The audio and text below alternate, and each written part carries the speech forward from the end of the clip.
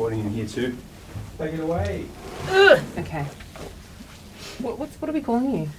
Good question. Circus correspondent. I like that. That's awesome.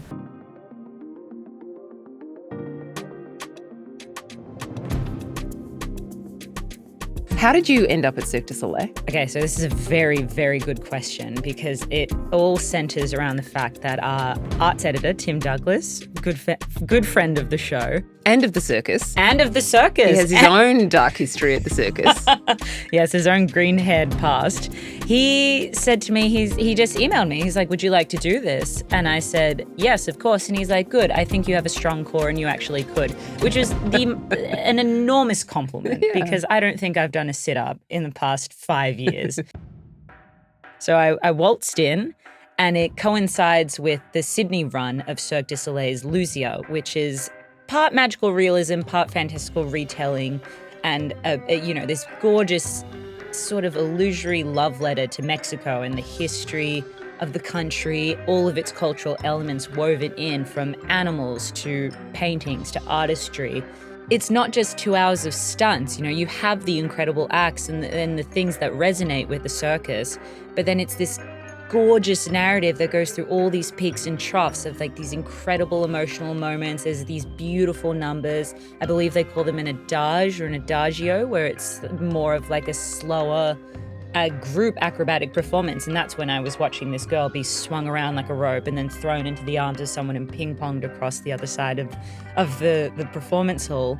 Then it comes into this accelerating moment where it's energetic again, and it's meant to kind of manifest this gorgeous history of a country that has like this kaleidoscopic culture, but they just bring it to this otherworldly level. And I think it truly sets apart their comprehension of circus artistry. I'm glad to see you all in one piece.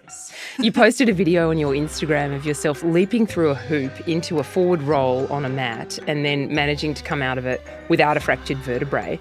How did you know you could pull that off? So I had no confidence, and that is what I would like to stress to everyone, is that there is no athleticism, no prior skills you can retain to prepare you for that. And they just said, look, you just need to stretch your neck for 30 seconds, tuck it in, and try to avoid hitting your head on the way in.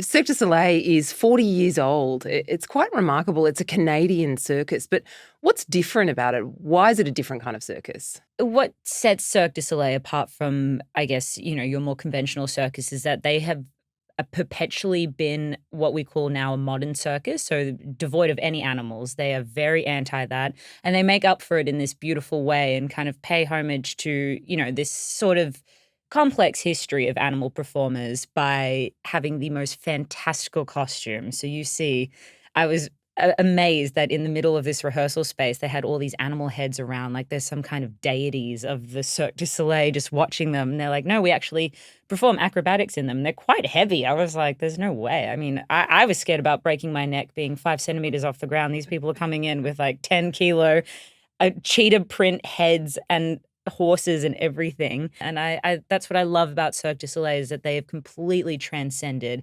that galling stereotype and had the most impressive reimagination of what circus can be. An art form that you and I both love is ballet. Absolutely. And a ballerina said to me once that the test of great ballet is that it should be art, not acrobatics. That the movements should be considered and should be part of the kind of artistic story. And if dancers or choreographers try too hard to just be athletic and to kind of show off their prowess, they're losing the point, losing the art.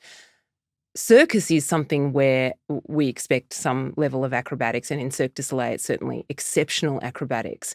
But they have added on a level of artistry or almost a spiritual aspect to it that we don't really expect from circus, do we? It's the artistry comes from this amalgamation of different forms as well. Like you can really see that they pay respect to visual arts, to music. Another aspect of the show is that the whole thing is drenched in over 5,000 liters of water the entire time, which, again, I stress, cannot think of a more questionable combination. I mean, I nearly slipped in the shower on my way over there. It was embarrassing enough, but it's a spectacle, and it's such a magical thing to see because it it has combined all these elements that are akin to the arts, but also it's devoid of, if I can say this as a fan of many snobby art forms, it is devoid of that snobbery where there is no elitism, because it just has such an embrace and a homage and respect to every single other art form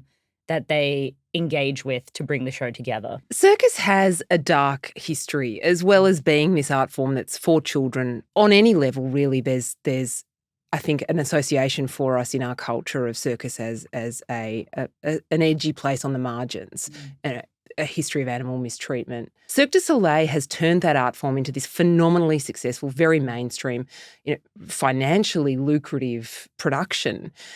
What do you think is the balance there between honouring, I suppose, the heritage of circus while being in a what sounds like a very functional and happy environment? It is. It's so interesting you say that, because I think, when I first told people I was going to the circus, they immediately said, well, you've always been a clown. When you don't wax, you're the bearded lady. And, oh, that is harsh. It's finally good to see you joining the freak show. So it was like that immediate connotation, which does spring to mind. And it's so fascinating because it doesn't translate whatsoever. And I think what blows my mind with Cirque du Soleil and how they kind of do walk that fine line between the legacy and the heritage and then refining it for the future is that it is so audience driven. And it's it makes me emotional because I was speaking to one of the performers. Her name's Helena Murden, incredible acrobat. She was a former diver, did every single sport associated with heights you can imagine. And she was telling me she saw her first Cirque du Soleil show when she was 7 in her hometown of Brisbane. And she was so enamored, and she had this, this childlike innocence to her where she was like, well, I can do a backflip, so surely I can be part of this show. And it actually drove her and fueled her to do that. And she celebrated this year, 20 years on, performing on the same stage she first witnessed as a child and completed that circle of magic.